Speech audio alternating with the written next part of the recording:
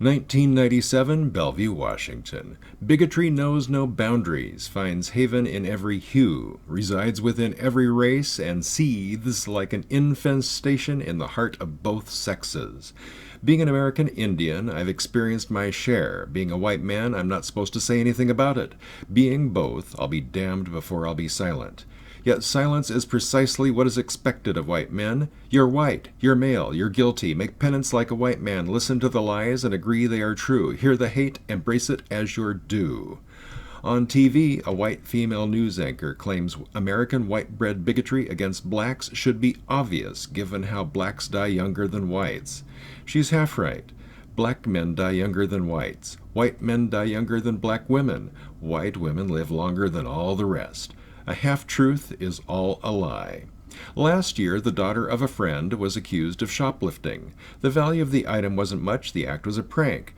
The 11-year-old's friends dared her. The store's policy was to release youngsters into the custody of their parents. This time, however, the girl, who was black, was taken into detention by the local police.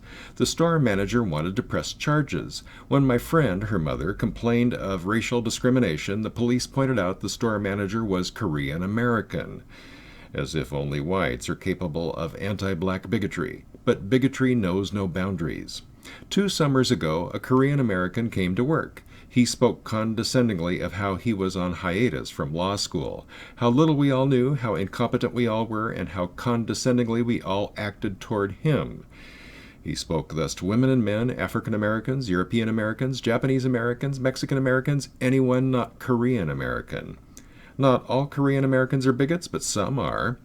He tried his act on me. It worked the first time. Like feminists, he had to learn the hard way that what works with me once seldom works twice. The next time he tried it, I called his bluff. That's very condescending of you, I said, talking about how inferior I am, how superior you are. You ought to be ashamed. He didn't try it again, and when I caught him doing it to my teammates, I did it again and again until soon he left them alone too. Let someone get away with something, they will keep on doing it. Speak up, point it out, tell them it's not okay. Most times they'll take heed, unless you're the only one. When the wolf stalks the sheep, it takes more than a single ram to deter the howling pack. Same thing with bigotry and every other form of oppression. If just one or a few cry out and protest, their voices will be smothered by the sound of silence. Decades ago, Simon and Garfunkel sang that silence like a cancer grows. If we refrain from speaking up when we witness wrongdoing, we make ourselves a party to the deed and we share their shame. Like the otherwise decent Germans who said nothing, opposed nothing Hitler and his brown-coated wolves did until it was too late. Then came the German sorrow. How deep will be our sorrow, how drawn out our penance, if we do not expose and oppose bigotry and bad behavior in every form from every source. Will America be torn by war between African Americans, Korean Americans, and Jewish Americans? Will American Indians side with Mexican Americans against European Americans? Will Cajuns call out to their linguistic kin in Quebec for aid against the English-speaking majority? Will paranoid militia members come rampaging out of their bunkers, brandishing obsolete weapons that will do more harm to the citizenry than to the well-armed, technologically advanced U.S. Army? Will the feminists puff up with pride as they mobilize women against men, sister against brother, daughter against father? A friend prepares to emigrate to Ireland. Despite the feud between England and the IRA, the Protestants and the Catholics, he points out violence in America is far worse, and he foresees a time when the American Constitution, already bending beneath the strain of too many articles, amendments, and clauses ignored, will break. In Ireland, he says, things we would consider unconstitutional are matters of law, and for conditions to worsen requires considerable political debate. Unlike here, where laws are broken by federal fiat, expensive lawyers, prejudiced judges, politically correct programs, deep corporate pockets, and uneven enforcement. The American Union is at risk. We are like a herd of sheep who graze peacefully while the wolves pick away at the fringe of the flock. Here, one bleats out a warning, only to be shushed, trampled by those who fear that to identify a threat is a threat, or taken out by the wolves. Keep quiet, keep your head down, ignore the wolves, and maybe they won't bother you. Better yet, maybe they'll just go away after they eat that noisy black sheep over there. Korean Americans are not the enemy. African Americans are not the enemy. European Americans are not the enemy. Jewish Americans are not the enemy. Neither are American Indians nor any other race. Silence is the enemy. Silence is the cancer, and the cancer grows. Who will raise their voice? Who will join the black sheep bleating out a warning?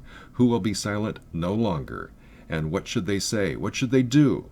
All equal before the law. For every angry voice there must be a reasoned whisper. For every sword, a flag of truce. For every clenched fist, the open hand. Wage war against the cancer, all anger and spit. You'll kill the patient with a chemotherapy worse than the disease.